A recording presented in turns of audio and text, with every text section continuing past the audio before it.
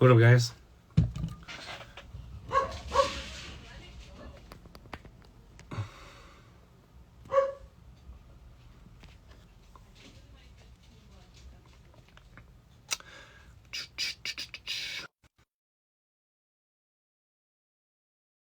I just sent you an invite. Bum, bum, bum, and accept.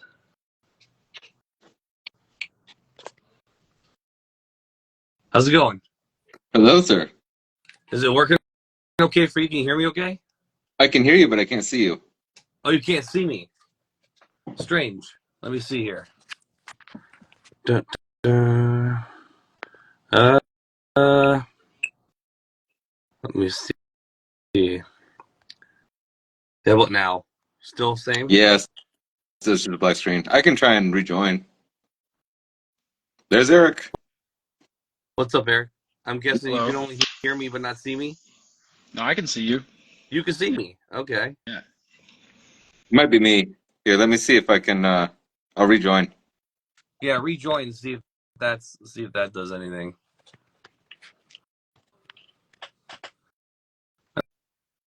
All right, let me see here. Good old technology, you know? Yeah, you'd think after a little while we'd have it figured out, but I guess not. Yeah, usually I find sometimes it gets a little glitchy when you have multiple people on it, but it's usually not that bad.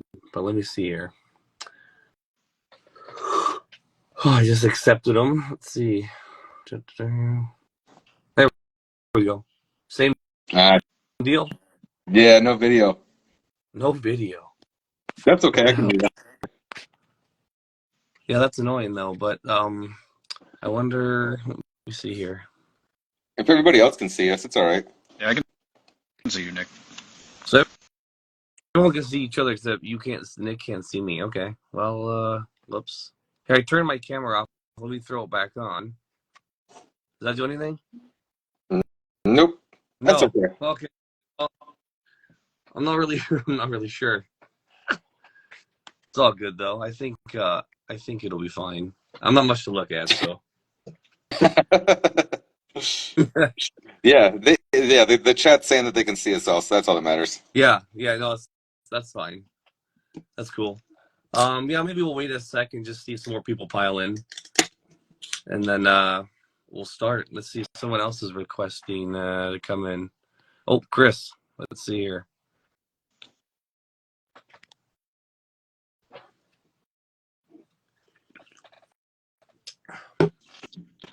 What up? There he is.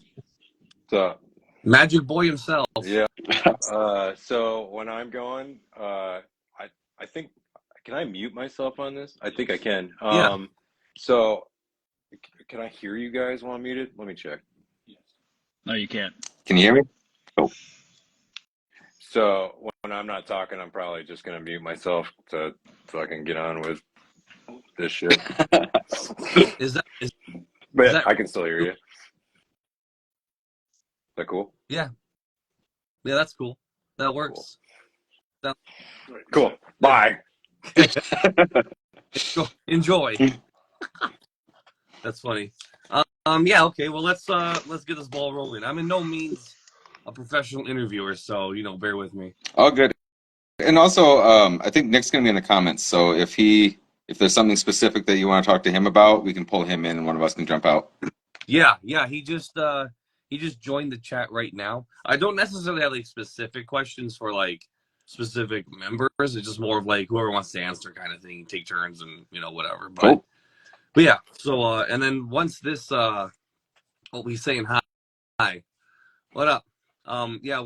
Nico. Once it's all done, it'll be on like YouTube and stuff like that. I'll throw it up all over afterwards, and you guys can we can share it around and stuff like that. Cool. Sweet. All right. Well, how about an introduction? Who do we got here, and what do you guys play? I'm Nick. I play guitar.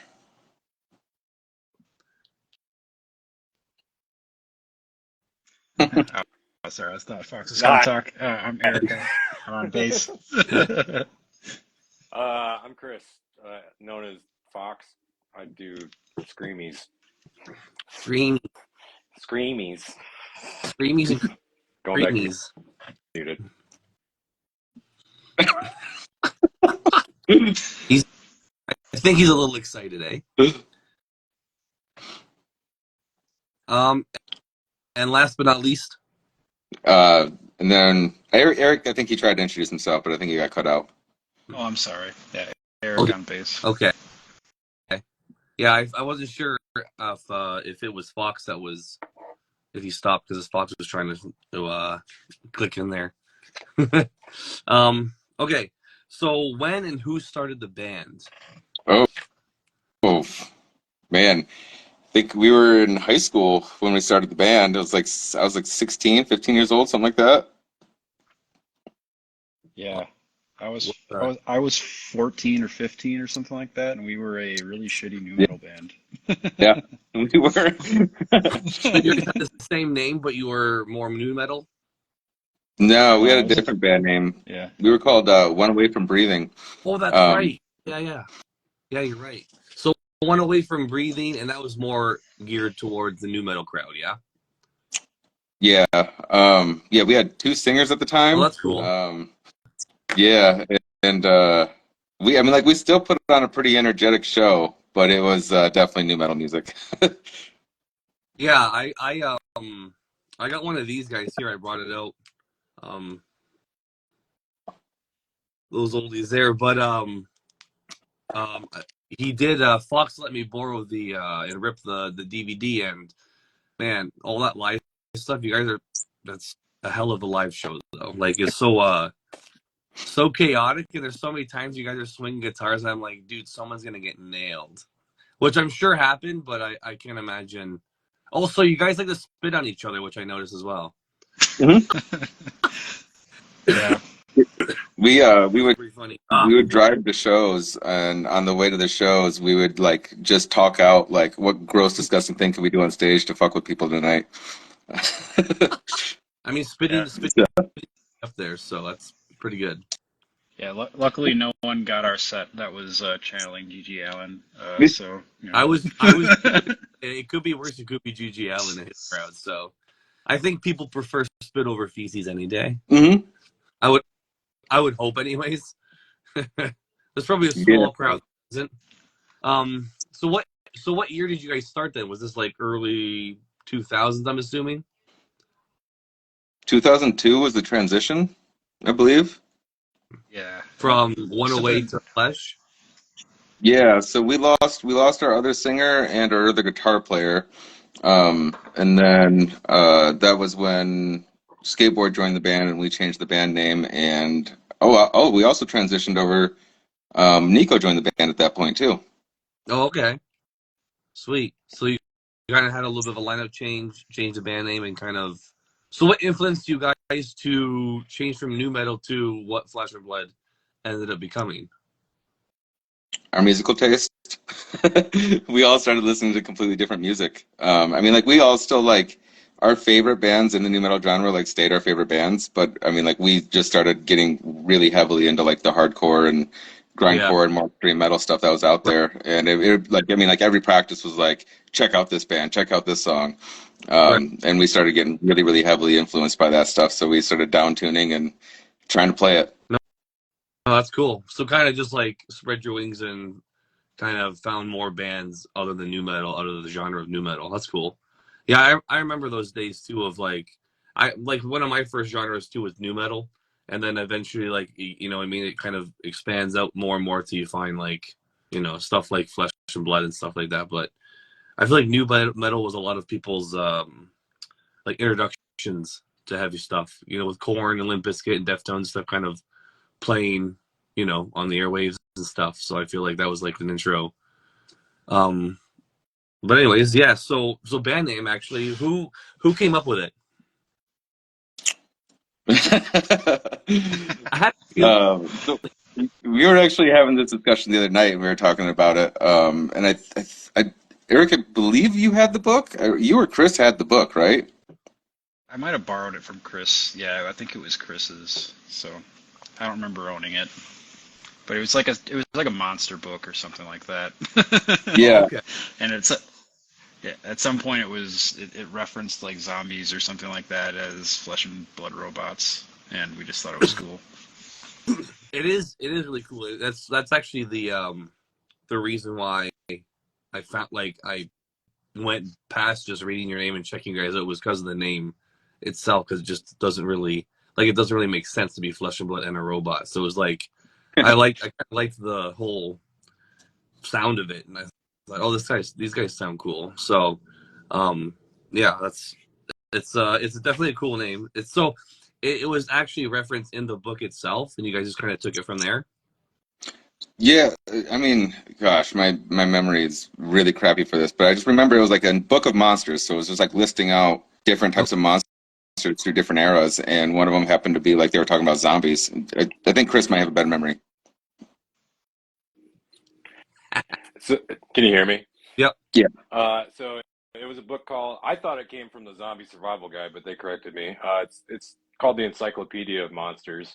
It's a book I got when I was like second grade. But yeah, it just goes through like folklore, Okay. like of monsters and stuff. But there's zombies in there, and it's how it described them. That's flesh Okay, bye. the robots. That's sweet.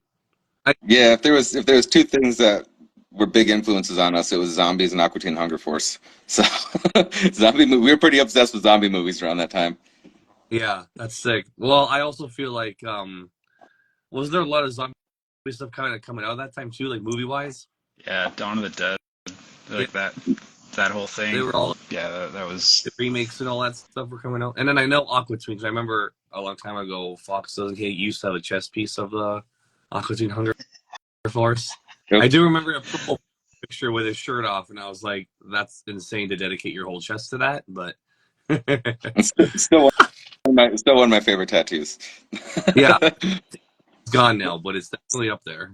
Um, so I was kind of skimming through I listened to the album today, and I kind of noticed that you guys have like serious kind of metaphoric song titles, but then you had like two kind of jokey ones, and I was kind of wondering if there was like any reasoning behind that, more so the Rock Your Body and the Licorice song. Like I was wondering why the kind of twist towards jokier kind of angled song titles at least.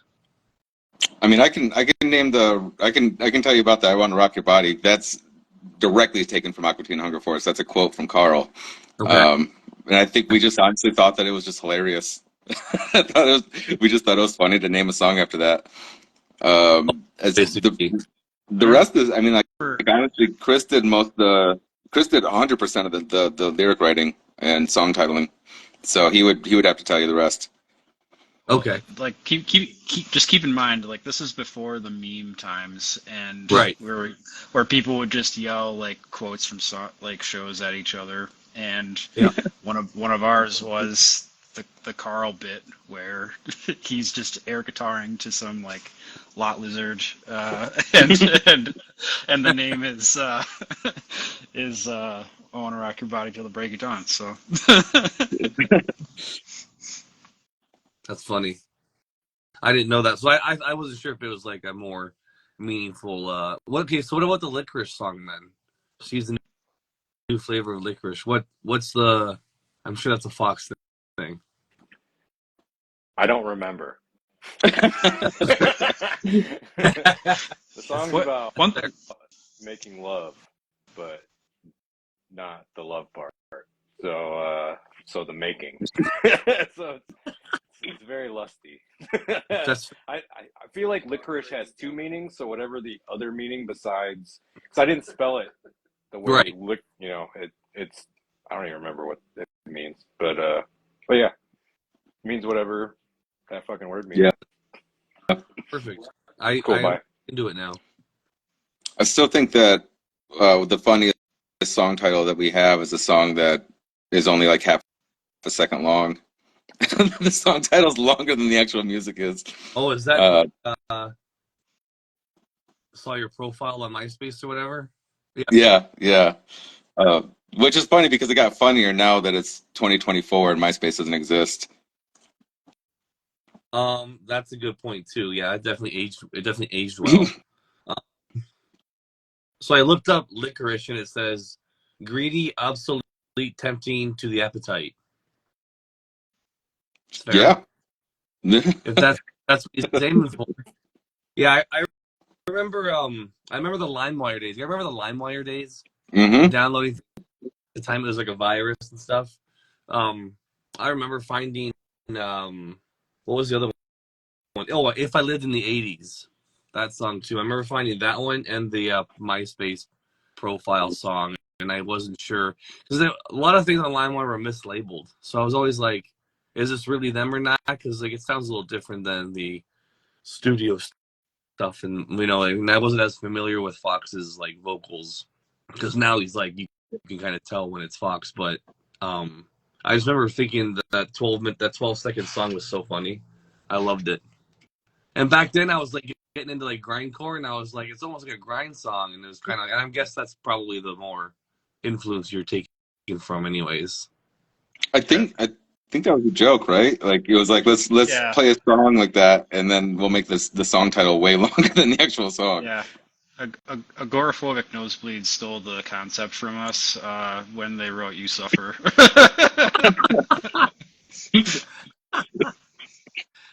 I miss those days where bands had song titles that were like novel size. Yeah, those were the days. And then on your iTunes, it would just keep going across, and it just never ended when you were listening to it. Someone says it was always Akon's "Smack That." Is that reference to you guys at all? I mean, it's a good song. It's a good song. I don't know if it was or not. Yeah. So I do have one question for Chris. What is the difference, like your songwriting from Flesh and Blood to See Next Tuesday? Did anything change from that, from morphing into going into See Next Tuesday, or do you kind of do the same songwriting, same kind of lyrics? I mean, yeah, a lot changed because I grew up. Like, Well, yeah. I did, I was just like winging it back then. I didn't really know what I was doing, but yeah. Sorry, Is there an heuristic study any trigger. Is there a lot of stuff that like you wrote about in Flesh and Blood that like you can kind of see that bled over into See Next Tuesday, like maybe lyrical themes and stuff like that? Was stuff that I had written for Flesh and Blood's next album. Okay. Oh, okay. Yeah, I see. Never happened because I just had like this thick ass book of like poetry and stuff, and when I joined See Next Tuesday, I had to rewrite all of Parasite within 2 weeks. So I just took that book into the studio and put my words to the music. And kind of just picked and choose what to put in there. Okay, that's cool. Yeah, I know. I was just curious. Very specific. Okay. Sorry, these guys are hard. Yeah. Or these guys are hard. These guys are waiting on me. They're hard. You guys don't play Magic? What happened? All right, I'll be back. Yeah. Wow. It's interesting though because there was when the Wax Vessel drop happened. Nick wrote something really nice, and one of the things that he said in there was that like you can hear early Foxisms in our music, which I thought was really interesting. I was like, I guess like Chris has his own isms in the world of metal, but like you can kind of hear it. You can hear it, and the more. Like back then, I wasn't really into like reading lyrics too much, as opposed to like listening to the actual music. But as I got older, like reading Fox's lyrics, through See Next Tuesday and Flesh and Blood, like he has not like almost like a theme, I guess. Like he has stuff about like love and like loneliness and stuff. Like I find it's a lot of like kind of the same ideas between both bands. And I can kind of notice that, especially with like their new album Distractions. Like I feel like you can really see that, but I feel like at the same time, you could also kind of see and view it in the early stuff like Flesh and Blood, where you can kind of you can see that it's still him, but he's obviously matured and grown up. So that's cool. I agree with that though. Like his Foxisms, like I do agree that I think if you threw out 5 songs, you can probably pick up the one that Fox wrote. I feel like that's good. Someone did have a question. Was there any demos recorded for a second album? There's just that live recording, which you found on LimeWire, which I mean, like we haven't announced it or said anything about this, but it's actually going to be hitting streaming platforms in like a day or two. Like, if I lived in the '80s, I'd wear spandex pants and try to fuck Pat Benatar. Full title. That's going to be hitting. Like the live recording will hit streaming soon. So Cool. everybody will get to hear that. Yeah. But I think that's the only thing that we have recorded out of any of the new material that we wrote before disbanding. Okay. Yeah, there were. So that's there actually were, the last stuff you wrote then. Yeah, there were 2 songs that we wrote but never recorded, and we've been trying to jog our memories on what they were. And we've remembered bits, but we don't have like the full Right. thing. So parts of it will kind of be taken apart and repurposed, I think. So we'll Like see. Frank and Yeah. So you guys trying so you're just trying to remember it just because you want to like re-record it now, like record it now kind of deal as you guys are getting back together kind of thing? Is that like the just I mean, I mean, with the way that technology is with like at-home DAW systems and stuff like that, I think that we could actually probably record Pat Benatar. Mhm. I think we all have it down pretty well at this point. So like if we wanted to track it, we could and just send it. We'll just, Eric could email me his bass parts and I could email my guitar parts over to Nico and then he could throw them all in his DAW and then we could just mix them. But I mean, I think we're all having a lot of fun relearning all this material. So like, we've kind of been throwing riffs back and forth about, possibly trying to write something new. It's just really difficult. I mean, Eric's in Denver. I'm in Chicago. Chris is in Michigan. Nico's between Michigan and Pittsburgh. So it's very difficult to get together as a band. And this kind of metal isn't the easiest stuff to write if you're not all in the same room. So Right. Yeah. That makes sense. Yeah. But I mean technology definitely helps in that sense as opposed to like writing back then and you guys actually have to be in the same room to kind of, you know what I mean, make an album or a song, right? So I mean technology is definitely in bands' favorites, like favoritisms here for making it a little bit easier. But yeah, I mean practicing too, right? Must be kind of difficult to have to practice as a band when everybody has to kind of like hunger into one area. Yeah, that's a bummer, but I know people are excited for the whole announcement stuff, so I'm excited. I'm very, very excited. I never got to see you guys, so oh, it'll be my first. cool. Yeah, I never, as close as I am to Michigan, I just never got the chance to see you guys. I was one year off of a Dirt Fest to see you guys. I went to the year after you guys played. I think that we got asked to play that year too, and that was right when we disbanded was when they asked us to do that. Oh, really? Is that so you're gonna play both years? I believe so because I think like the first year we like had like a really early day spot, and then I think the second Yeah. year they're going to give us like we were going to be up there with some of the headliners and play like Okay. midday late evening kind of slot, but Okay. Yeah, 'cause I know Scenic Suit they played like the the second year. I think it was '07 is the one I went to. Um, but yeah, the other one, the one before it, I think was with Daughters and stuff, and like Curl Up and Die and all that. I don't know, I forget, but yeah. Anyway, so as Flesh and Blood grew up with the band, I noticed that first of all, I thought you guys were pretty like ahead of your time.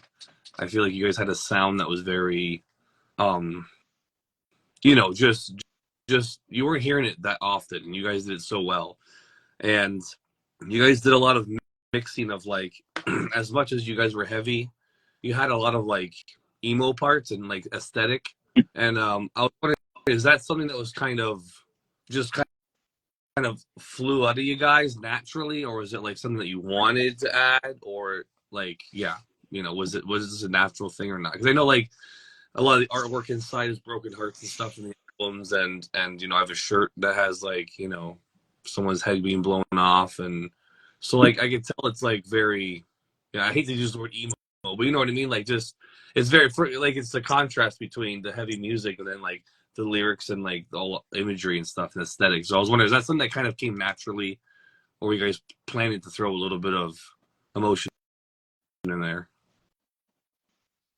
I mean, we were a bunch of emo boys back then. Oh, okay. I think every metalhead or hardcore kid is a sad boy inside. um, That's fair. Also, the record Revolvers is actually split up into like kind of like three chapters. And the first three songs on the album were like the earliest. I think they were actually started off as One Way from Breathing songs that got turned into Flesh and Blood songs, and they were definitely heavily influenced by some of like our more like like we were listening to a lot more emo music at that point in time. And then once we started playing songs like Licorice and Mermaid and stuff like that, I mean, we kind of were. I felt like we were kind of always chasing like the bands around us that were like just playing circles around us technically, and we were just like, oh, we want to be that good. So every time that we wrote a new song, we were just getting more and more technical and chaotic and crazy and trying to play more scales and trade-offs and things like that. Right. So we really appreciate that. It's a really nice comment to say that we were ahead of our time and stuff like that. But yeah, I kind of felt like we were always kind of like chasing the Signs of Collapse bands and things like that. Yeah. Huh.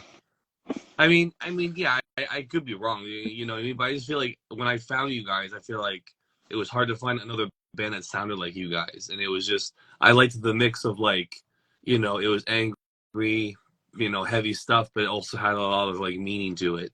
Kind of like it reminded me of the first time I listened to This Is Love, This Is Murderous by Bleeding Through. I feel like it's like one of the, I have friends that say it's the heaviest emo album you'll ever listen to, because like, you know what I mean? Like, Yeah. it's kind of like that, where it's like you don't really find it that often, but when you do, it's really good. And I don't know, Flesh and Blood Robot always stood out as like a band where I thought, yeah, these guys are doing it well, so good, and like, I don't know, I just never really came across it again. Yeah, Or very little. what I remember from when we were a band is like we just kind of did our own thing. Like Skateboard did his own thing. Like Nick, you like we all kind of had like a different perspective, like that we like. I don't know if this is kind of cliche or whatever, but I honestly feel like we each kind of brought something unique into it.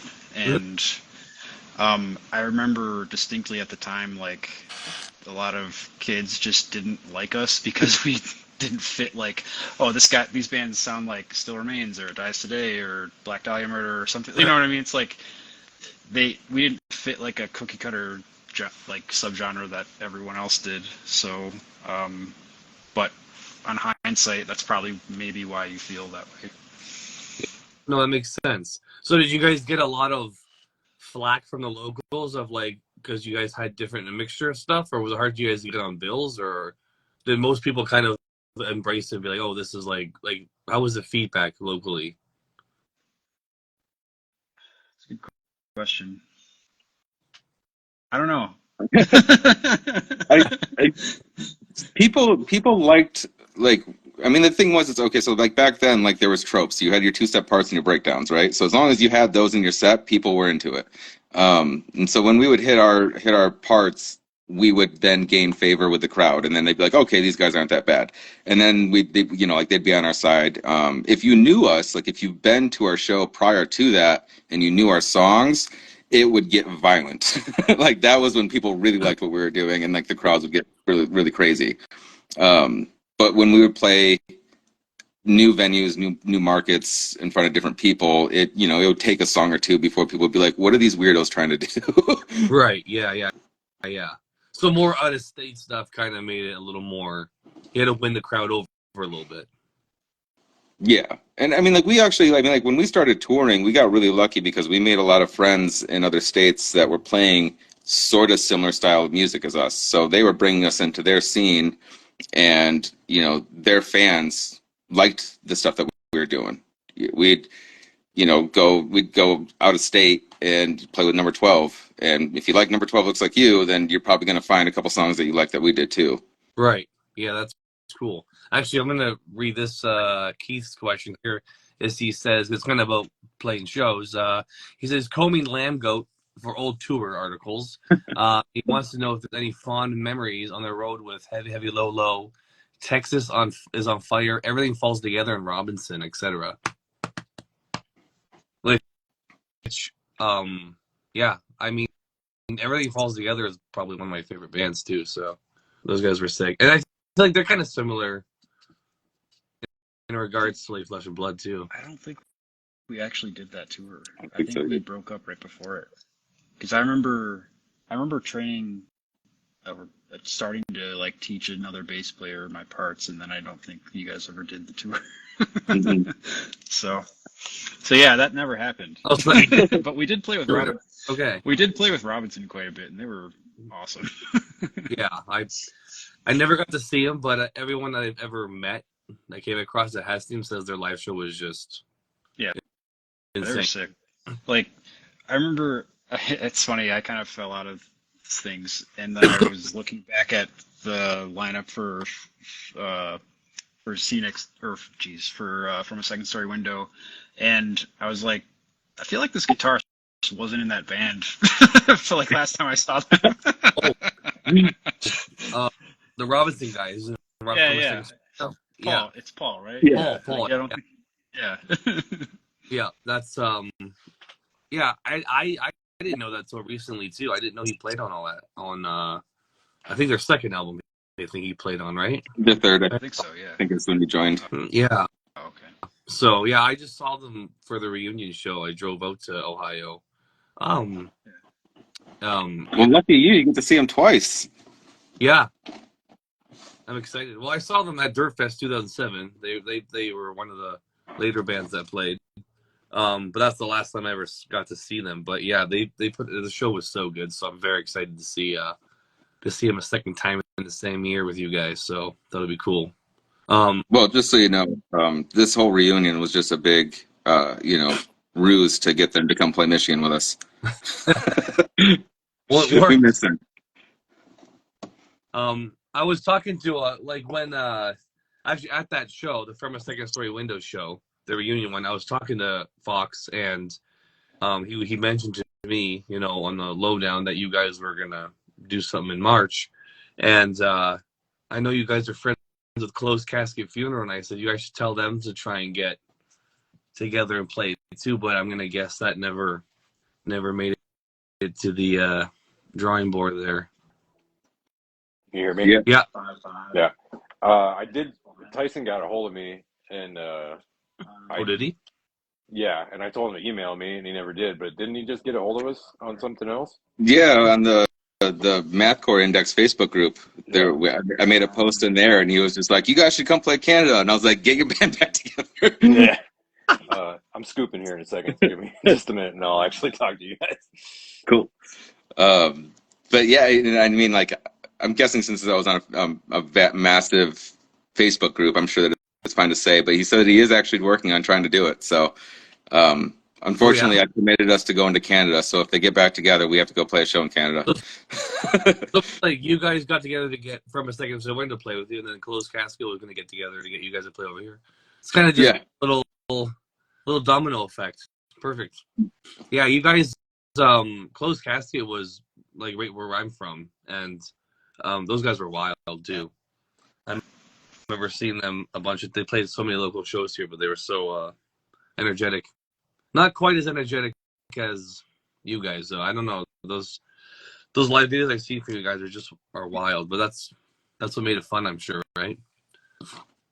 Yeah, well, and we were all 20, so I mean, we could bounce back in an hour. Right.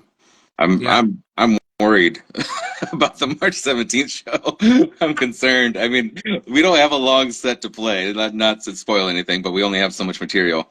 But still, a lot can happen in the course of 3 minutes.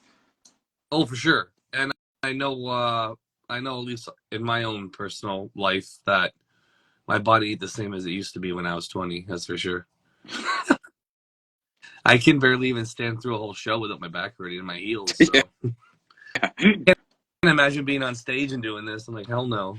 But I mean, it's going to be a lot of fun. I'm really looking forward to sharing the stage with these dudes again. I don't know. I don't know about y'all. Oh, I know I'm being sappy as hell, but there was definitely like this, invisible energy of being on stage with these guys where we could like read each other and just move around that stage and just go nuts and be idiots and have a blast.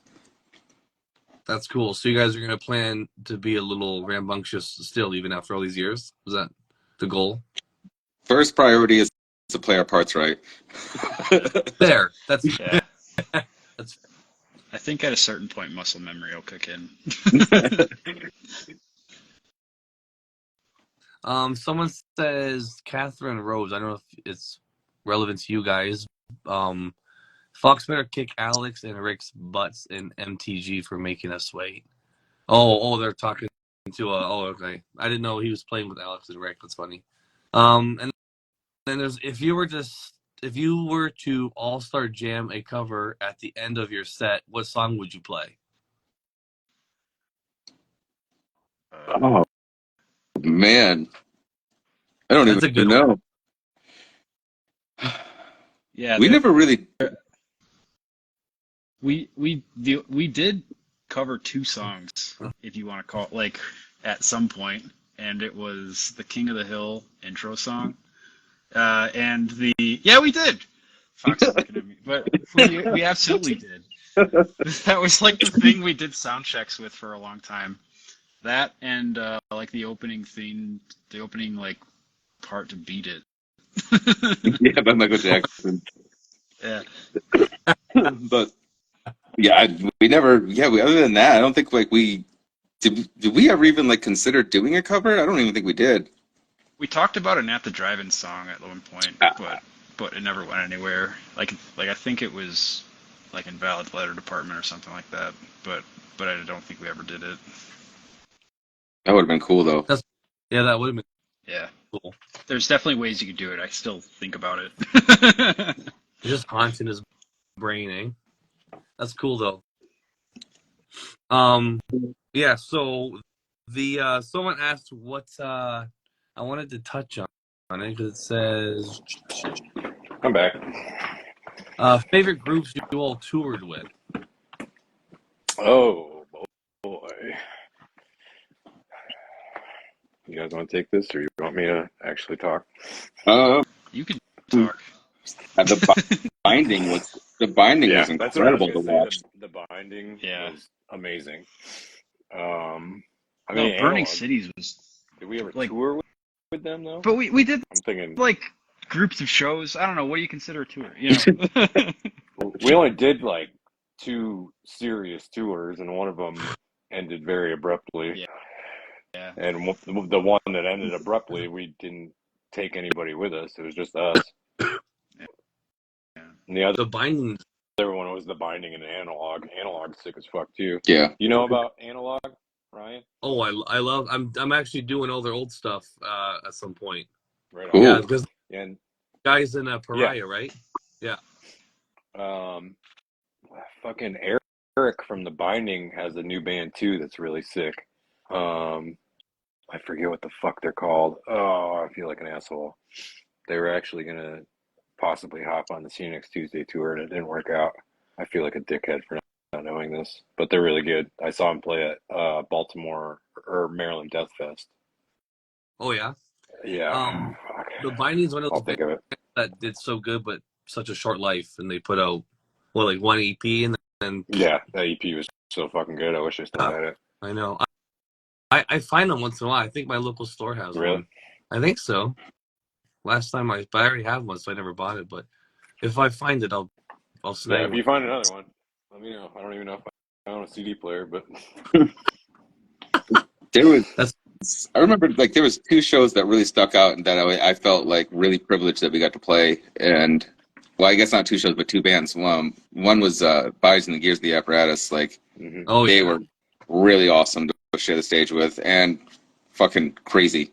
And then Terminally Aborted Ghosts. That was a pretty crazy show that we got to play with. that was all the same show, right? That was the New Jersey show. I think Yeah. so, yeah. It was Bodies, Because number 12 was on that. number 12. I think Raising Kubrick was. No, they weren't playing. We But played with them at some point. yeah, we played with them in Boston. That's how we met them. Was at the they were Oh at yeah. the show. It was them and Chloe Yeah. Kiss. That's right.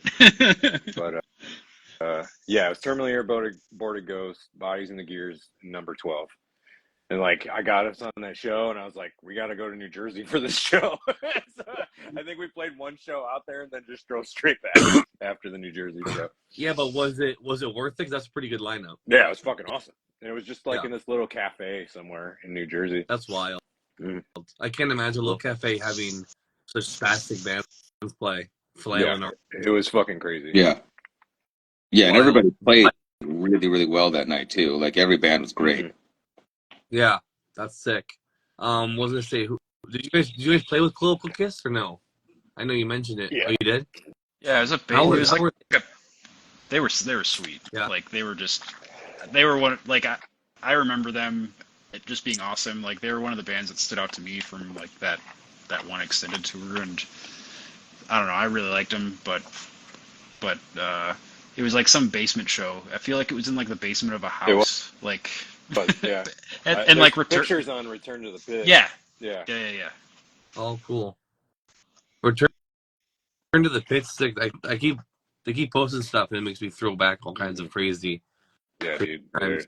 they're great. I don't know that dude's name offhand, but he ruled. Me either. I forget it. I feel like I just read it like yesterday Yeah. and I can't remember. I think he was talking about when the show got announced. He was talking about coming out to the Oh yeah? Grand Rapids show. Yeah. Why not? Awesome. Right. Might as well. Yeah, that's gonna come up fast too. What is it? Like February tomorrow? So Yeah. I mean, are you guys excited? Yeah. Nervous. Yeah. Which is weird. 'Cause it's, it's just a show. But Yeah, like, why are you nervous, man? You're like I know, right? Yeah, you're the one Yeah, that's I'm nervous.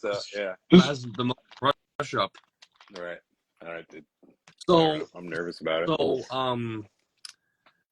Eric and Nick, have you played music after Flesh and Blood, or do you guys kind of just like kind of hang it up, or do you guys have other bands and stuff, or? Yeah, wait, Nick, why don't you go first? Right. Yeah, I ended up moving to Pennsylvania, and I was in like a weird experimental Radiohead-ish band for a short period. And then I started playing in like this like kind of party metal band with Joe from Second Story Window for a little while. We played around Youngstown and Sharon, PA for a little bit. Cool. And then I had like I was a co-owner in like a small coffee shop venue space in Pittsburgh for a couple years. And then now I play in like a post-hardcore band here in Chicago called Dust Biters. Oh, So yeah. try to play music as much as I can when I have time. Yeah. Right. Honestly, like it's weird. Like in my 20s and like now is when I've been like the most active as a musician. That's weird how it lines up that way. I feel it's like for a lot of people because there's a lot of bands having like coming back. So I feel like there must be like this like little dip where everybody kind of like fell off and came back. But I was actually in Chicago like a few weeks ago, and I was at Meteor Gem. Yes, love those guys. Yeah, and I was talking to one of the guys. I forget his name. I think it's the owner. And he was mentioning, because we were talking about the Flesh and Blood thing. He was mentioning that you live in Chicago, and he didn't know, and he bumped into you, and he was like, "Oh shit, you were in Flesh and Blood, blah blah." But he mentioned your other band, Dust Biters. Yeah, Dust Biters. Yeah. Yeah. So he was mentioning that. So that's funny that it just popped in my head now that he had mentioned that you lived in Chicago now. That's cool. Yeah, I like it. With Dust Biters, or is it kind of like did it cut off? Did I cut off? Yeah, I didn't. I heard you asked me, is it kind of like a, and then that's all I heard. No. Oh, like do you play a lot of shows with Dust Biters? Like, are you guys kind of on the up and up? Or? Yeah, I mean, we played a lot of shows last year. This year we've been focusing on writing. Where we actually just set a date to go and record, so we're trying to get our shit together and be ready to record in May. But yeah, I mean, like come summertime, we'll fill our calendar up and probably play like a couple shows a month again. Maybe do like a small run. Right. I mean, this is like it's hard. Like when you're an adult and you have a career and a job. Like my guitar player and singer has 3 kids. Our bass player has a kid. I mean, I have a 50-hour-a-week job, and singer owns a business. I mean, like when we were in our 20s, we could just be like, fuck it, jump in a van and go play a million shows and come back and be fine. But yeah, it's really difficult to do it now as adults. Yeah, for sure. It's good old life, you know. Um, um, Eric, I think, was in a band for a short period, and he wrote a lot of stuff too, like by himself, right? oh, Yeah, cool. yeah. After Flesh and Blood Robot, after we broke up, I played drums in a Midwestern emo band. It's Oh, basically cool. it might as well have been like an American Football or Appleseed Cast cover band, but I really like the album it's actually the one I have framed right behind me. um, Oh, that's it's cool. the band's name was Anna Flyaway, and on Count Your Lucky Stars Records. Good So they get label. that. Yeah, they're like that was his band. And Empire. Keith had, yeah, exactly. Yeah, Keith and Kathy and Joe and yeah, that was a really good time. But yeah, I played drums in that, and then I wrote like electronic music, like I just did Oh, scoring cool. and stuff like that, like Venetian Snares or Apex Twin type stuff. Right. Yeah. But I hosted it all on MySpace, and then MySpace went away, and my my hard drive I kept it on at the time, it got damaged in a flood in my basement, and I just lost all that shit except for one MP3. So, but it was my favorite song I wrote at the time, so that was pretty cool. But then I just got focused on post a career, and now I'm married and have a kid, Right. and like it's funny. I spend a lot of time writing and or like practicing like in the morning or like when my son is asleep. So, but it's a lot of fun to create stuff like that Yeah. again. It's probably been 15 years since I've tried to play metal music, but it was really fun. Oh, it was Anna Flyaway, ANNAFLAYA, or I'll AWAY. Clearly, I can't spell. Is it Something because unless you struggle. one of my favorite bands is Appleseed Cast. I love them. Yeah, it's very So similar. Just right up that alley. I'm definitely gonna check that out. So you guys, like, I'm assuming you guys are on the Bandcamp and stuff for Cut Your Lucky Stars. Yeah, it's on the Count Your Lucky Stars. Okay. It's like if you just go to their Bandcamp or website, it's on there. Yeah, sweet. That's awesome. No, I remember just going to he had a booth there at Bloodfest, if you recall Bloodfest in I think Howell, Michigan or something. But Keith and Kathy both had a booth there, and yeah, like such a good band. I bought like a stack of CDs, and he gave me a deal, and I bought a whole bunch. And yeah, he puts out some great stuff. I love that label. Yeah, he's really good. He's a nice guy too. He's so nice. So what are some of your favorites? Well, actually, someone already kind of asked that favorite bands, but what about favorite? Like, what's the most memorable show you guys played? I mean, we didn't. All right, so we played. God, I can't remember if it was the Dance or Die Fest, but there was a festival that we played in Grand Rapids that got shut down, Yeah. and now Yeah. yeah. We were the last band, I think, to play it, right? And then like everything got shut down, and then everybody moved to our buddy Dan's trailer. And if you scour YouTube, you can find the videos of like Ion Oh, Dissonance and From a Second yeah, Floor Window number 12, playing in right? a kitchen. Yeah. Yeah. So Yeah. that was a pretty cool experience. Everybody piled into that damn trailer. Yeah. Yeah. I've seen that. That's wild. Yeah. So you guys played that show too? That's crazy. It was just like a mobile home, right? Yeah. Yeah. Yep. Yeah, we It play was. shows there pretty normally. Like if we didn't have like a gig set up on a weekend and all of us were free, we'd be like, hey, let's go play Dan's house. And we just invite a bunch of people out like that in the DVD when we're playing in what looks like somebody's living room. That's that same trailer. Oh, okay. That makes sense then. Yeah. Yeah. That's awesome. So, like, were people respectful in it, or did you get his shit trashed, or like how I that? mean, he didn't give a fuck about his trailer at all. It was Yeah, just like a party house, like in the middle of nowhere. It was literally in a cornfield. There was no respect. No respect. So it's Yeah. just a bunch of underage kids out there drinking all the time. Yeah. That's wild. And like touring bands stopped there, which is No. Well, that was because the show got shut down and we were trying to find a oh place right, for right. That's the what you said. tour to play, Right. because the End of All was the last band that played, Okay. Will's band at the time. So we needed to find a place for Number 12, Ion, and Fastwa to play. And so I got a hold of Dan and I was like, hey, can these bands come out to play at your fucking trailer? And he's like, yeah, bring them out. So like there was a giant caravan from Grand Rapids to the trailer. That's wild.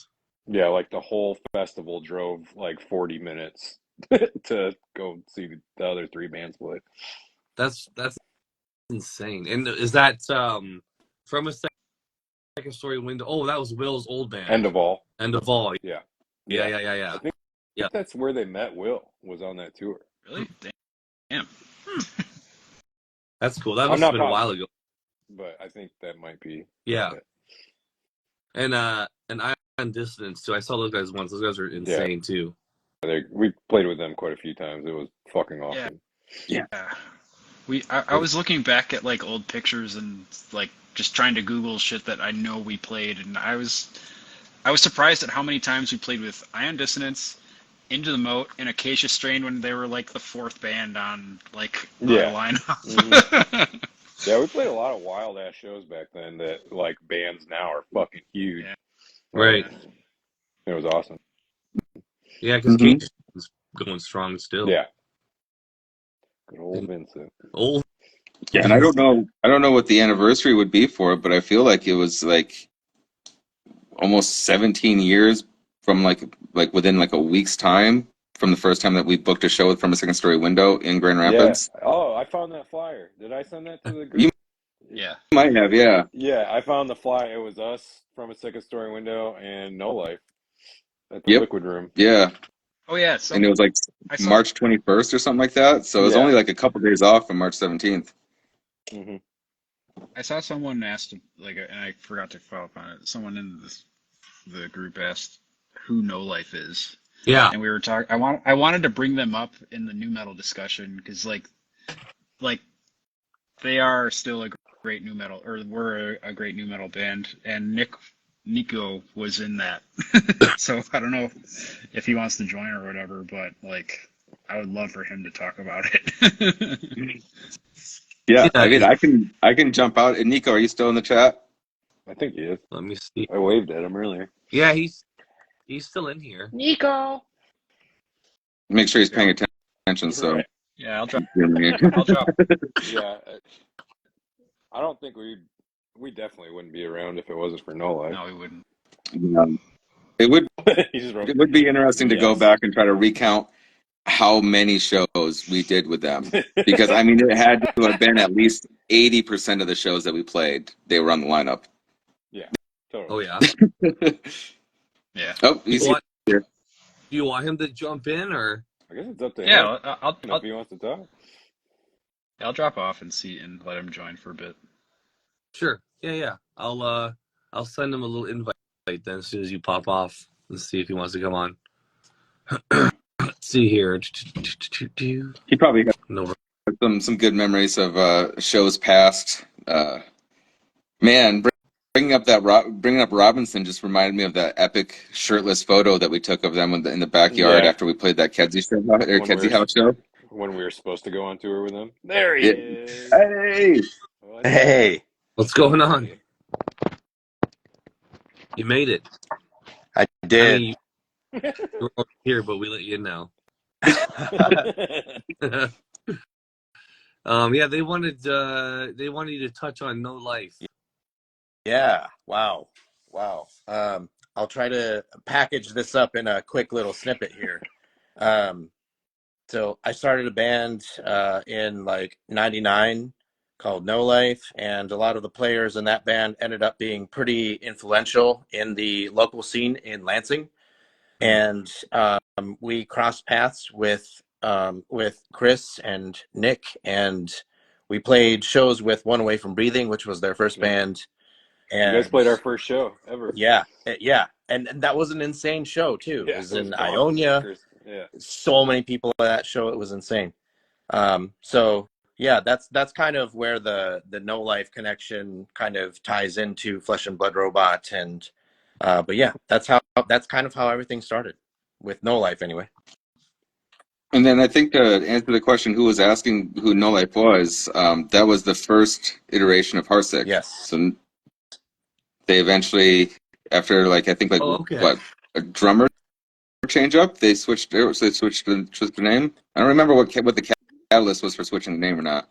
Yeah, they I think it was, well, they've switched drummers a few times, but I think the name change kind of aligned with something else. But yeah, they changed the name. I don't know. I want to say like maybe like 8 or 9 years into their career as a band. Wow. But yeah, That's sweet.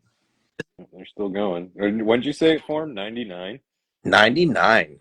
That's fucking crazy, and they're still going. I was Oh, at your guys' very first show. It was on New Year's Eve, and I was there. It was New Year's Eve in 2000, wasn't it? yes, it was 2000, and we have photo evidence of this. I still have this photo of Nick sitting, That's and we were, amazing. yeah, it was wild. It was a great time. I just saw your I think side you had conversation. I think you had dreads at that time. I did. Nick, I think. Yeah. No. I had straight hair for at that time. I don't think I got dreads until I was like 21, 22. Oh, that's right. Maybe it was the tips. I forgot about those gross ass. Was it the frosted tips? Yeah, I think so. Yeah, I my think bourbon so. cracking stage. Oh, dude, you look so good, Nick. Thanks, appreciate it. Dude, I'm so old. Yeah, and I feel like I mean even more like kind of getting into the roots of Flesh and Blood. I feel like what was it, if you ever had a doubt, or maybe Death is a Gift. I don't remember. I always mix those two song names up with the songs, but I know like you and I, Nico, wrote like the majority of those, like that song, and I think maybe Licorice. Yeah. And then I Yeah. think one day I was in the Doubt car was with the Chris. first one. Yeah, and I think I was like in the car with Chris, and Chris was just like, "Why don't we just see if Nico wants to like join the band?" Yeah, and like we'll make it a fucking exactly Blood what song. happened. Because I fucking pulled that stuff you guys were writing, and I think we were just, I don't know what the fuck we were doing, but I was like, why don't we just smush these together? Yep.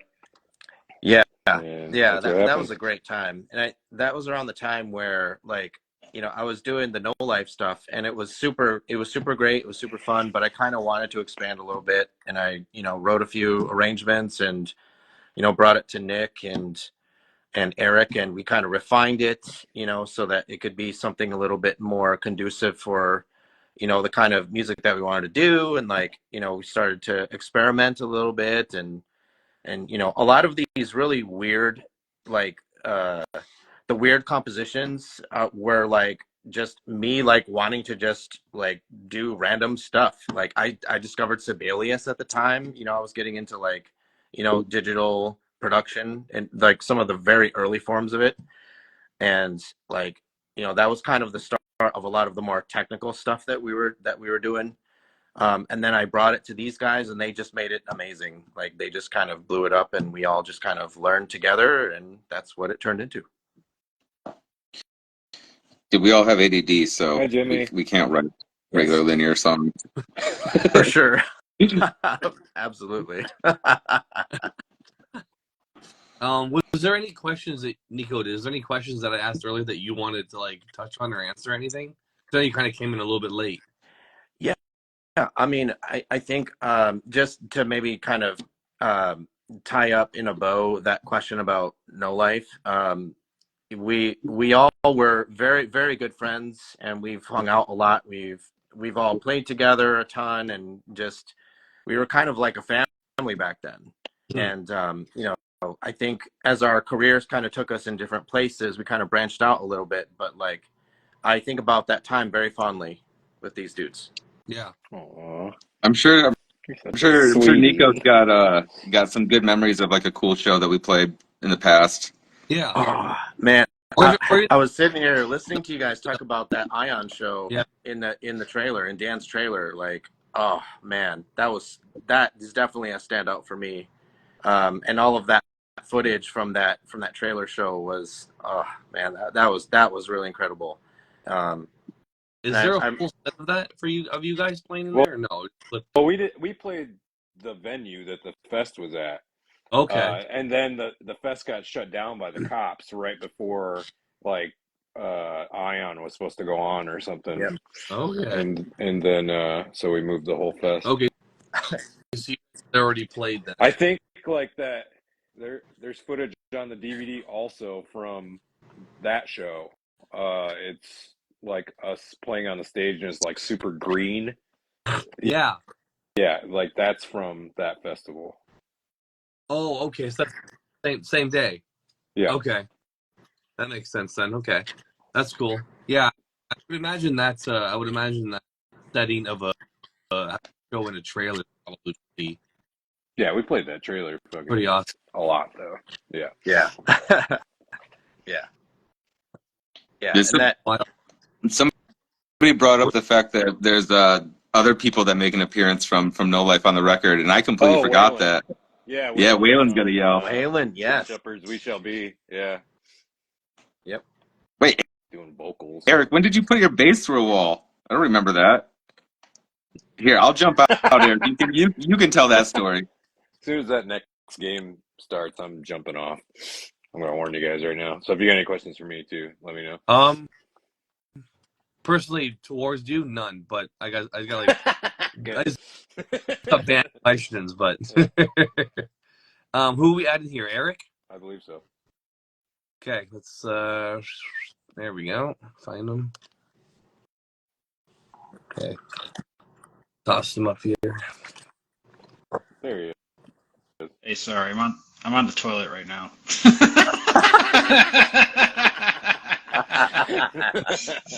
The perfect. Cool.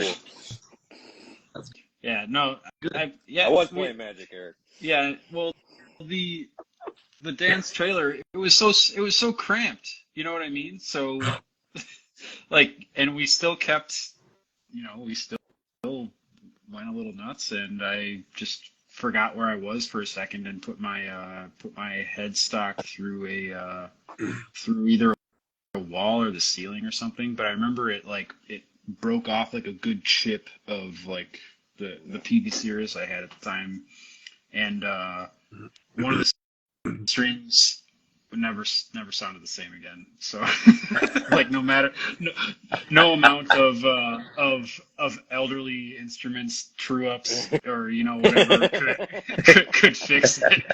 I'm fairly certain I pushed somebody through a window one of the times that we played there. Not on purpose, just like everything gets so cramped and crazy in there, and just like I was into just like saying fuck the crowd, and I just pushed somebody through a window. Yeah, I mean, I think I poked you in the eye really bad that show too on accident. I poked you in the eye really bad that one when I was dressed up. I had Misfit face paint on. Oh yeah, that was That's right. Dude, my finger like went into your head through. That your was eye. that was at a church or something like that, or Yeah, it was like a. It's in the In Shepherds We Shall Be music video when Yeah. I do it. Yeah. And you just go, Yeah, that was I fun. used to be pretty violent on stage. Yeah, I think it was like this was before therapy really took off, so.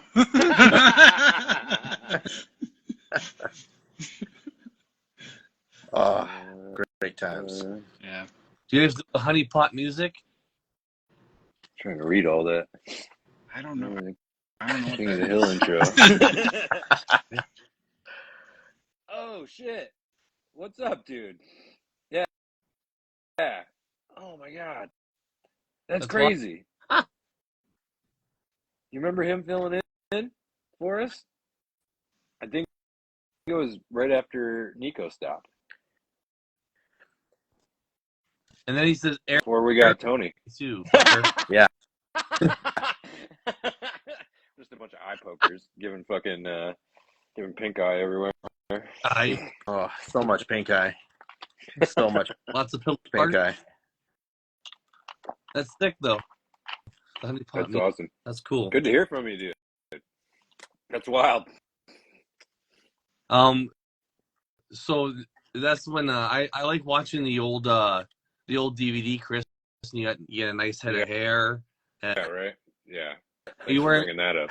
and you no, but just, I don't miss my hair or anything. It's cool. It's what? I don't miss my hair or anything. It's cool. You don't miss it, or do you? Oh, yeah. I don't at all. No, I'm being sarcastic.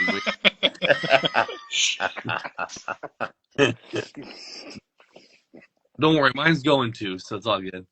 Okay, cool. But I miss having. I want to have long hair, but when you're balding, it just doesn't look that good. Oh, Tony just joined. Once in Chicago, What's up, Tony? I tried to ride in the front seat of Nick's very tiny car, and I barely fit. That's the. You know who that is, Ryan? You have to know who that is, Ryan. Me, yeah, that's James. Yeah, it's Jimmy. Yeah, so he rode in a barely fit.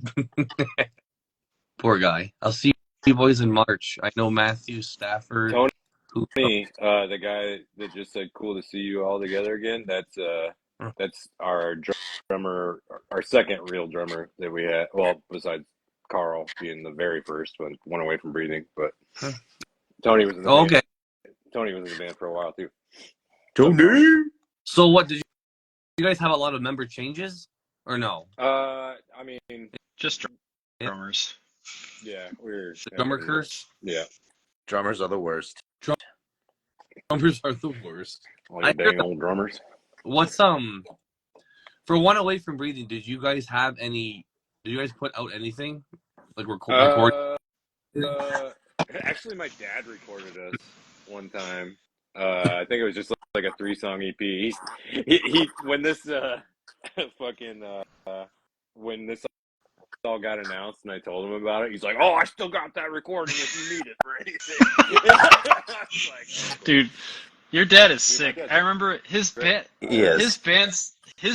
name was like Mind's Eye or something. It was like the 80s Tool. You know what I mean? It was like. Rick is such a cool there's dude. Sam. Sam's our old manager. I have this CD from your dad still too. Yeah, we didn't. We were like too cheap or poor or whatever to like put out like jewel cases with it or like real artwork. So we just ripped them onto us or like burned them onto like CDRs and packaged them up in like sandwich bags. Like not even the good ones, you know. Ziploc bags. Yeah. That's actually, I think that recorded. No, we recorded something in Jackson too one time. You remember that? Yeah, we stayed with a dude whose wife got really pissed off because he cooked us breakfast, and it was super awkward. But we had a split CD with No Life. I think that was the recording. For that. Yeah, okay, that's right. And then my dad recorded like a 4-song EP for us or something. Are those ever gonna see the light of day or what? No, dude. Absolutely not. No? Hell no. Burns CDs out there in the wild, but that's it. I was curious of what it would sound like. That's all. It's the new metal real stuff. Good. Yeah. Probably. It was great, but you'll never hear it. Yeah, we're not even being modest. It's just objectively bad.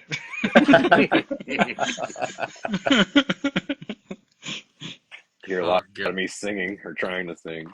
All right. Well, before Chris leaves, I guess I'm gonna throw in this next question because I'd like to get his too. But what are your thoughts on the whole? I don't know how into the scene the rest of you guys are, but what are your thoughts on the whole revival thing, the whole like second wave of 2000s? All these metal bands coming back. Coming back and guess stuff. I don't have room to talk shit about it since I'm in 2 of them, but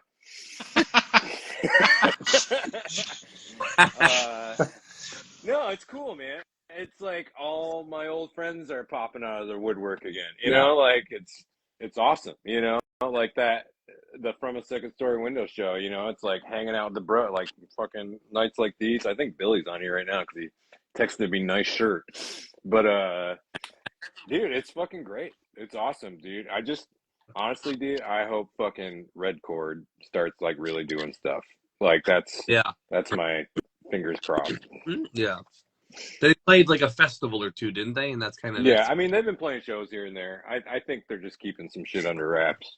Personally, I don't know. I don't really talk to Guy that much, but yeah, that's what I'm really hoping for. But it's cool, man. Fucking all these bands coming back, fucking showing these new kids what's up. You know, not that I am by any means, but fucking I other bands are for sure. mean, I feel like you are, but there's a lot of these new kids that like are very excited and like follow, and they're kind of catching on to like all these old bands, Phoenix Tuesday and Flesh and Blood and stuff in there. But a lot of these young kids are digging like really deep and finding like those crazy, like Robinson. You Right. know how many people know that?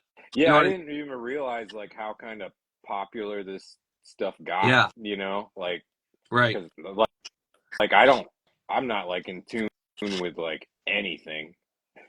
Guru reunion, fuck yeah.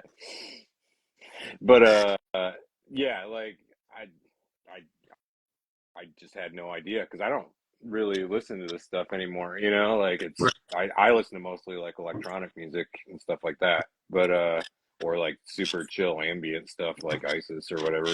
I don't like really typically. What the fuck was that? Was that somebody's cat? Yes. That was awesome. That scared the I shit think out of me. Eric's still in the toilet. Who would you rather get She has pulled the over best by, timing. Guy or Jesse? Definitely Jesse. At least Jesse would have a beer with me. But that would be sick if like all Tony Danza got back together. That'd be fucking dope. That'd be wicked. Yeah. Yeah. That R.I.P. Brad. yeah, that'd be bad too. But yeah, it's cool. I like it. You know, like I'm having fun with it. It doesn't make me feel as old because some of these people are way older than me. So it's awesome. Right. But it's cool. I'll play all these fucking reunion shows. I don't give a And fuck. what are your thoughts on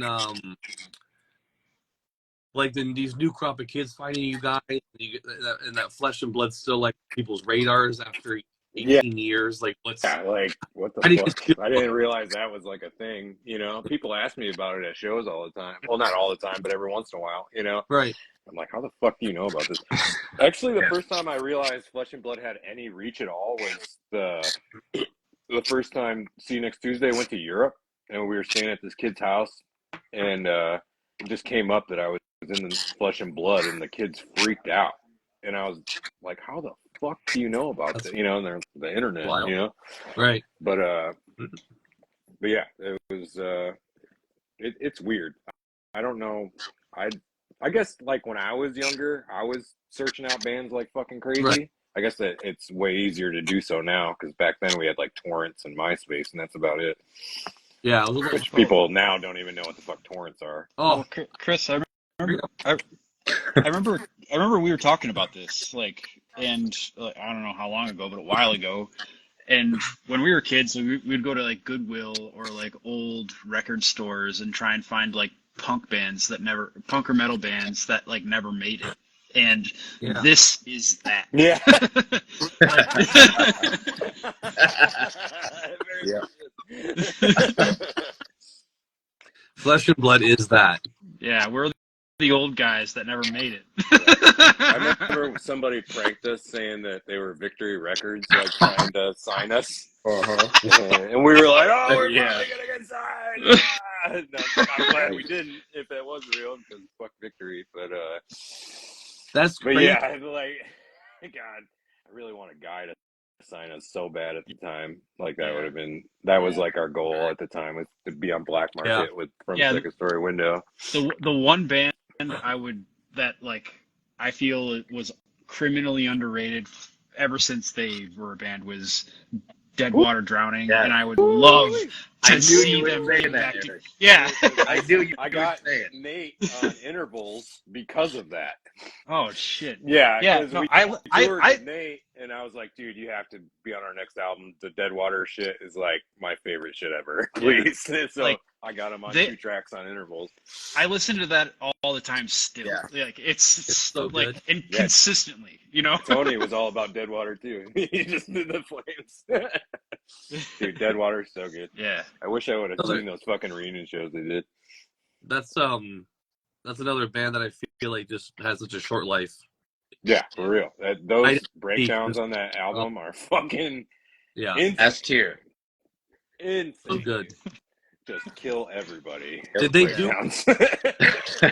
Chris, did you say they did a reunion? They did a couple of reunion shows not too long ago.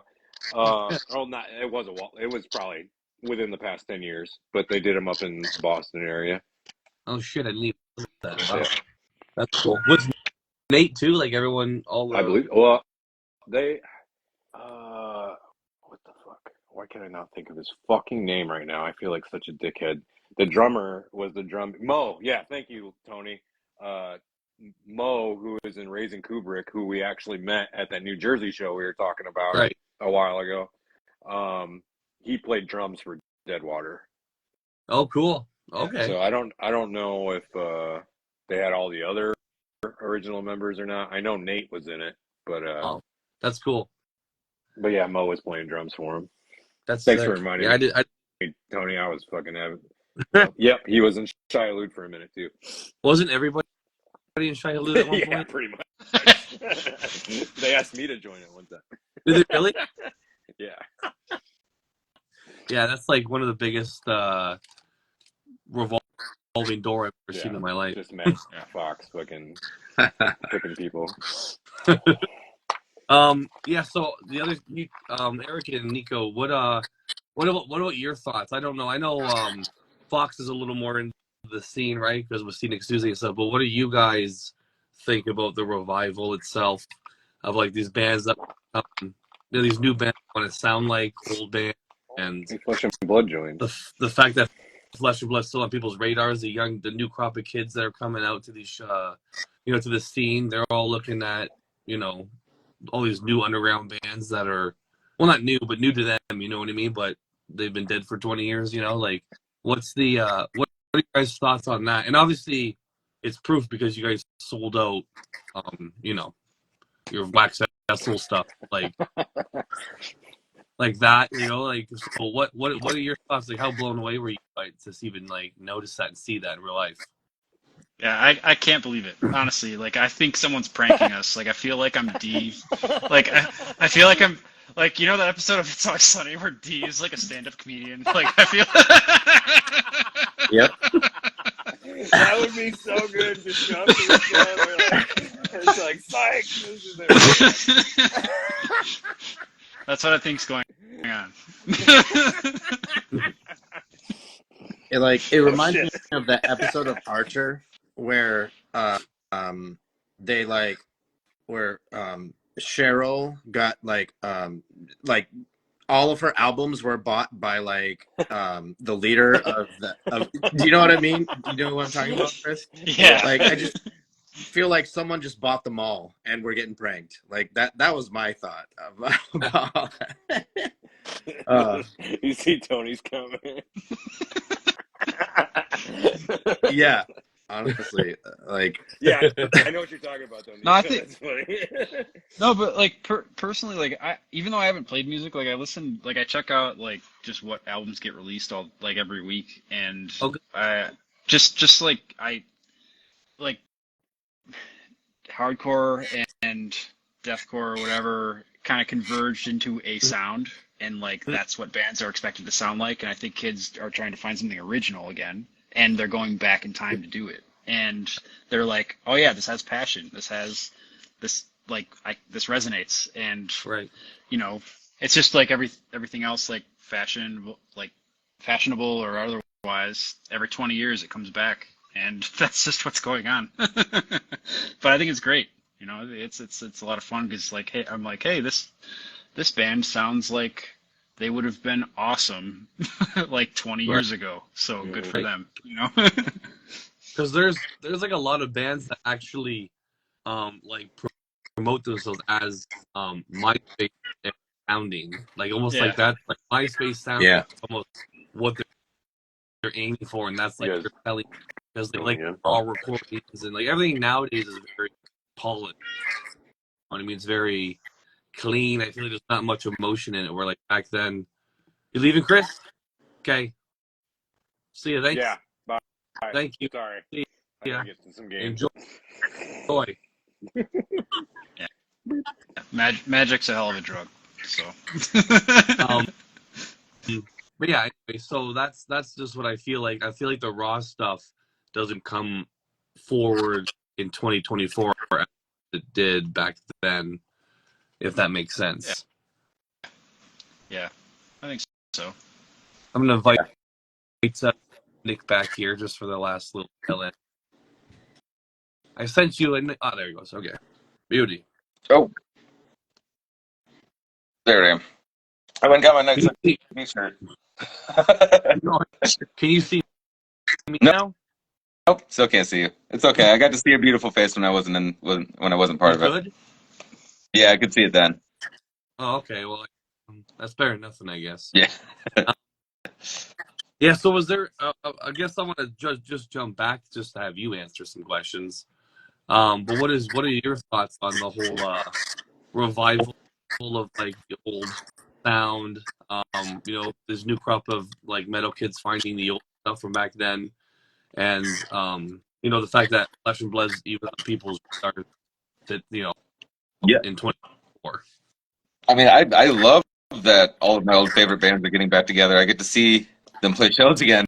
I mean, I got to see Red Chord play a show, which was, I mean, incredible. So, I mean, like, I love that aspect of it. And I kind of like, I kind of am just sitting back waiting for more bands that I love to announce reunions.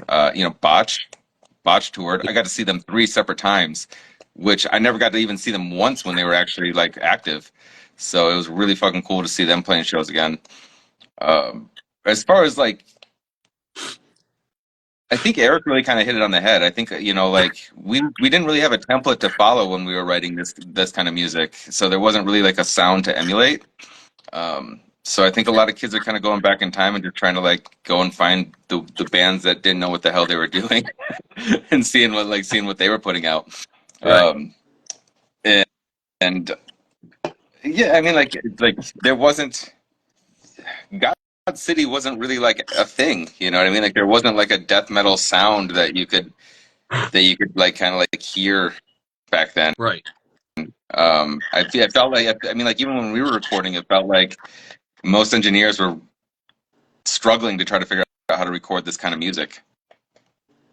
Yeah, for sure. I definitely agree because I feel like deathcore was like a new thing in the early 2000s. You know what I mean? And then bands starting to do like that sound, and then bigger bands like Suicide Silence come, all those other bands, and they make it bigger. But yeah, beginning, I feel like you're right. I feel like a lot of people a lot of producers just didn't know how to like capture it properly. But when they got it, I mean, when they got it right, man, it was heavy. they definitely got it, but I feel like it was like they had to like kind of tweak a little bit of their stuff and kind of like get it. But a lot of the stuff was like I think a lot of the charm of old like metal stuff from back then, the fact that it was like cheap recordings and it's like the snare, a tin can, and it's just like like back then you go it's shitty, but then now it's like a lot of people prefer that. Like I love the sound of that stuff as opposed to like the polished stuff that's coming out nowadays. You know what I mean? So it's like it's kind of funny how like over the time, like over the years, it's just become gold instead of shit that it was back then. A band member with more recordings. Like when I work with a lot of bands, dude, I don't want to release that sound. I'm telling you, that's like half the charm is, you know what I mean, is the fact that it sounds so DIY, So but yeah, no, it's cool to see that these young kids are finding all these sweet old bands that we grew up, listening to, playing shows with, or even being in Flesh and Blood. People are always talking about out throughout the years. Because the revival, I noticed it kind of blowing up in like 2017, and then just kept getting bigger to the point now where there's like collectors and people always ask me to buy my Flesh and Blood Robot shirt off. No, because they're so hard to find. They're like, well, like, I'll give you any money, and I'm like, I don't care, man. Like, I'll never find another one, So, yeah, I think it's just really cool. Not to spew a bunch of words, but I just think it's really cool that a lot of bands are getting a second chance to kind of like bang it out one more time. Maybe even like, the last nail off into kind of like a proper send off. Maybe some bands ended on a shitty note back then, but got back together to play like a reunion. You know what I mean? Like, it's just nice to see a lot of these bands kind of be able to do one last hurrah. Yeah. Yeah. Agree. And I mean, it's just, I mean, as a music fan from that era, like, that was playing music around then, selfishly, I'm just stoked, to see all these bands back doing it again. Right. Again, I get to see bands that I thought were gone. I thought these bands were gone for good. So it's cool to see them come back and get to actually see them perform live again. Right. Yeah. Now, if you guys had to pick one band from back then to get back together, what would your guys' top pick be? I mean, the Deadwater Drowning conversation, that was... Yeah. That's fair. I mean, I can remember many of violent nights to that record. Yes. Many of drunken, violent nights to that record. Yeah. Yeah. I would love to see. There are two local bands that should have gone farther, but didn't. Were Summer Dying and Burning Cities, and they are both amazing. And like, I would love to see them play again. Yeah.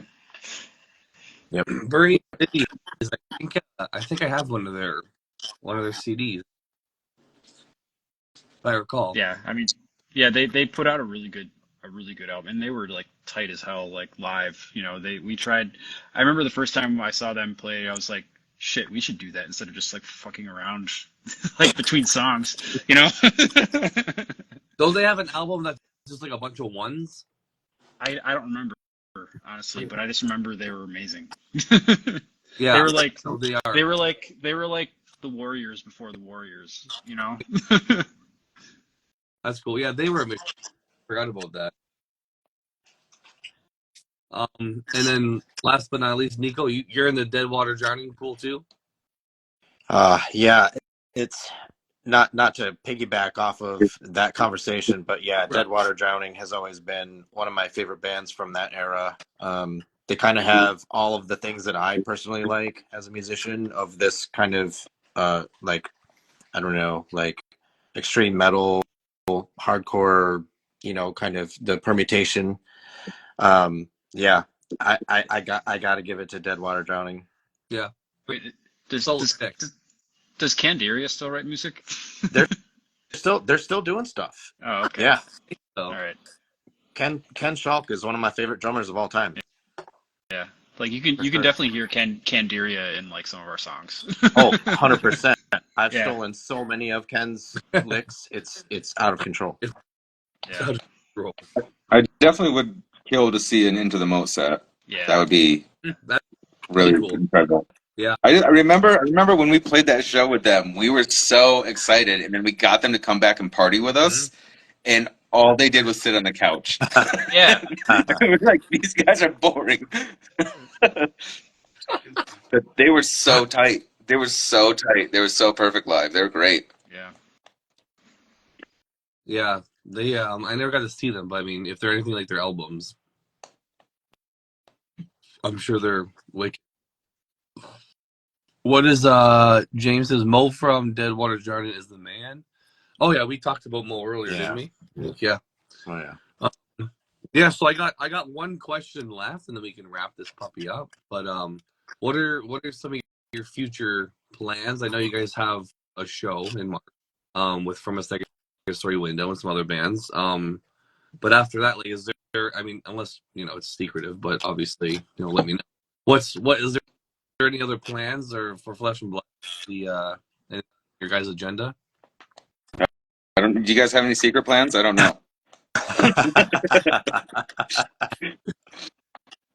No, I mean, honestly, like right now, our primary focus is just getting everything down tight for the show. If we're gonna do the reunion, even after 18 years, the least we can do is put on a good show for the people that are buying tickets. I think we're all down to do more. I think it's just really hard. So it's like if a cool opportunity was on the table and we can make it work, we'll play it. Yeah, that's cool. And then like recording music, would you guys ever toy with the idea of putting up like an EP or another full length, or is that kind of like in the past now? Like it's kind of like live shows, and that's it. I mean, I definitely wouldn't say never on that kind of stuff. I think that we've all pretty much said that we really want to get Pat Benatar recorded. Yeah. All we have is that live recording, so I'd really want to hear that like recorded proper, Right. at the very least. And then, this is my other band plays in standard tuning, so that is only so fun. Like I like having a project that's that's down tuned and I can play chuggy noodle riffs. Yeah. Makes sense. Yeah, that's cool. Yeah. Well, that's all I got for you guys. I mean, I appreciate you guys coming out and spending some time on here and doing a little interview. Yeah, thanks for having us. Thanks so much Of for course. having us. Of course. This was really fun. It's been. I hope you guys had a good time. Like I said, I'm not some professional interviewer. I just know people want to see cool stuff, and I figured Flesh and Blood would be people love you guys. Well, Yeah, we've had a blast. Sweet. I'll try to recall as much stories and memories as I can from that time as my brain will let me. So if people want to talk to us about it, I'll talk about it. But I mean, we're kind of maxing out my memory at this point. We got to kind of make some new shit. Someone said you can plug your new band on. Yeah. Oh, we didn't get a chance to talk about Nico's band. Nico's in a sick band from Pittsburgh called Strangers. They rule pretty hard. So if you're looking for a project outside of See Next Tuesday that's like kind of in the same vein as Flesh and Blood Robot, I'd definitely go check out Nico's project. Oh, really? Okay, that's cool. I didn't even know. Oh, sweet. Thank you for that plug, sir. That was very kind. But yes, Strangers from Pittsburgh. That is my band, and we're playing that March 17th show as well, and we'll be playing out in the greater Pittsburgh area in 2024 too. Oh, sweet. So you're doing double duty that night. I am. Nice. I had to grow a second pair of arms. Yeah. That's gonna be fun to be playing 2 shows. Yeah, it's gonna be awesome. He's yeah. No, not really. We when we were coming up with the lineup for it, I was like, hey, you guys are gonna open so that way you have the most amount of time to recover. That's fair. I think that was the kindest thing you've ever done for any human, Nick. And then my new band, Dust Biters, is actually got to play right after you guys, so we're gonna do a short set as well. Doing double duty too, right? Yeah, it's much easier for me though. I just got to play guitar. Right. It'll be fun. I'm excited to see Strangers though. That's gonna be cool. Yeah, I love finding new bands. So, but yeah, thanks guys. I'll let you guys go now, and I'll let you know when I post it up on YouTube, and we can share it around because I'm sure a lot of people probably didn't want to stay up this late and watch a bunch of old people days. So, but yeah, I'll let you know. I'll link you up and stuff. But I just want to say thanks, and have a good rest of your night. And yeah, I'm excited for March 17th. So. Yes. Oh yeah. So are we. See you guys. Thank you so much. No Thanks problem. again. Later, y'all. It's been a blast. Thank you. Thank you.